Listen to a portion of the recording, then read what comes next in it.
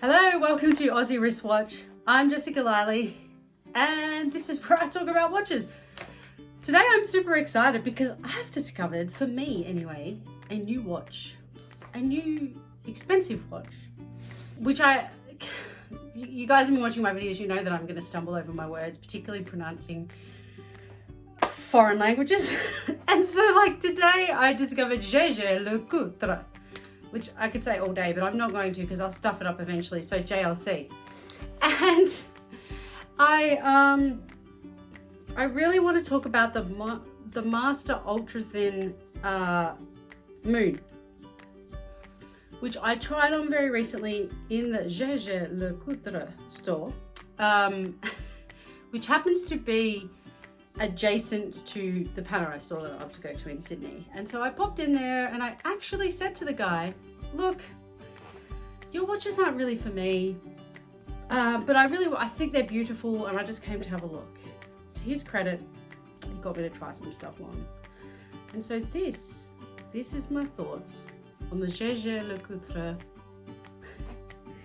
Master Ultra Thin Moon.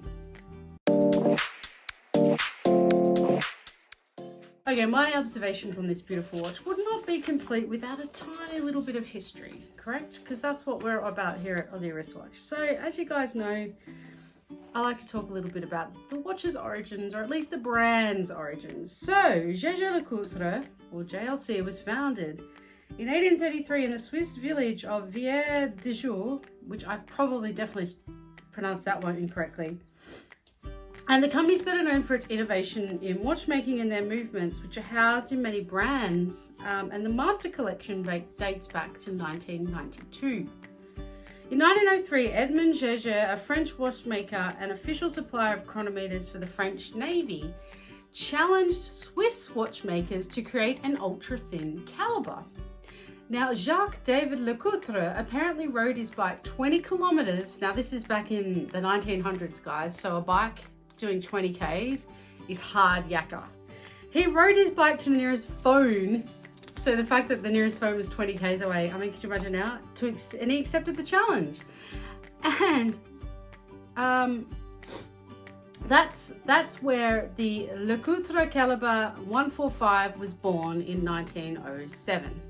Now, this Caliber 145 is an exceptional movement and it's just 1.38 millimeters thick. And it's nicknamed the couteau, which again I probably mispronunciated, but it means French for knife. It's also the caliber that powered pocket watches of the era. I'm going to talk about this watch and just my general thoughts and observations. I've worn it, I've loved it. So the specs on this watch, the particular one I tried on, pink gold, 18 carats, it's 39 millimeters in diameter. It's water resistant 5 bar, but there's no way I'm taking that baby in the water because it's about 31,000 for this model that I fell in love with. So it's a really expensive watch, guys. The dial is an eggshell beige. It's with gilt hour markers. Hands are Dauphine. Straps leather. It's interchangeable with lug width of 21 millimeters. And it's got a buckle width of 18 mil. The functions of the Jaeger-LeCoultre Caliber 925 are date, hour, minute, moon phase, and seconds. It's automatic winding and it's got a power reserve of 70 hours. All right, let's get down to the nuts and bolts of this watch, which is basically why I like it. It's absolutely stunning.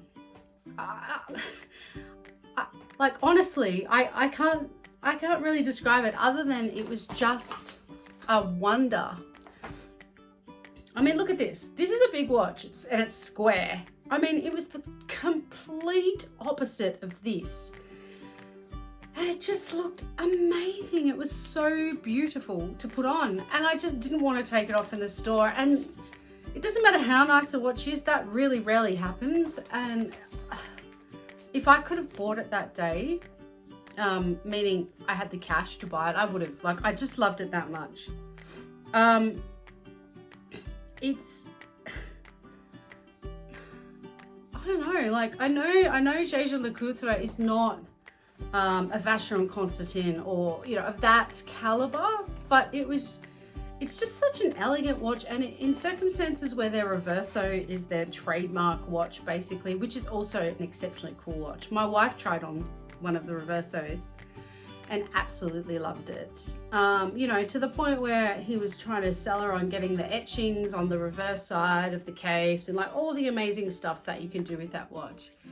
But the Master Ultra Thin Moon is just class, 100%. I mean, you're going to be wearing that thing, well, really, you could kind of dress it up or dress it down, but it was just elegance. It was perfection. It really was so beautiful. The collection itself is available in a sunray or eggshell beige dial, and it just kind of catches the eye in particular with that. Look, every Jaeger-LeCoultre watch is designed, manufactured and assembled under one roof at their manufacturing plant in the Veille d'Ajou in Switzerland. And they're obsessive about their watches, as you would imagine a watchmaker of that caliber would be. They do a 1,000-hour control test. I guess I'll have to do a video on that at some point. They do their own internal certification tests that far exceed official chronometry tests. They are a exceptionally made watch. I've read a lot about JLC on watch forums and other people's YouTube videos. As someone who's very new to understanding the quality of and the levels of all the brands, and understanding that JLC is not, you know, I don't know, Vacheron, I keep saying Vacheron Constantin, but it's probably right, you know, then Patek and sort of those brands, but it is a very solid, high caliber Swiss made watch. And I mean, yes, of course it's Dr. Strange's watch, one of the ultra thin models, not the one I'm talking about though, to be clear. It's actually one with far more complications, and I actually don't like that. I like the clean face. I was a bit torn between talking about the moon or not, but I do like the moon phase. I mean, I don't really need that. It just is another exceptional layer of prettiness to something that's already a remarkable watch. And it's so thin. I'm still gobsmacked by it. Like, it is like so thin. So for me to actually like a watch that tiny, I mean, it still kind of blows my mind. But I think you should check this watch out, guys. Like, it's not going to be for everyone. It's super dressy and fancy. I mean, sure, you can rock that. You can rock a jeans and polo shirt, but it's really a statement piece to be worn out. And at 31,000 Australian dollars, it's fucking expensive. So I get that.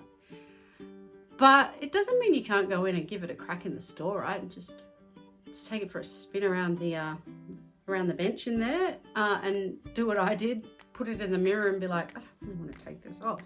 And it was just nice actually to try a watch on that was different to what I would normally go for, which is, as you know, a very large watch. In fact, it's the store right next to it is my favorite store. And to discover something a little different and to broaden my horizons in that regard, I think has been quite an eye-opener for me, because it's meant now maybe I should be trying on some really different watches. Maybe I should be giving some other watches a go and just seeing what's out there, you know, other than the usual suspects of Panerai, Rolex, Omega, Breitling, you know, Tudor, all of those. Like, what else is on offer? What other exceptional Swiss making marvels, or even Japanese ones for that matter, are out there to be discovered? So thank you, Jaeger-LeCoultre. Please like the video if you've enjoyed my little discussion on this. Please subscribe if you haven't already. Help me out with the algorithm gods. I'm getting some traction. I'm having some fun. I hope you guys are too. Thank you.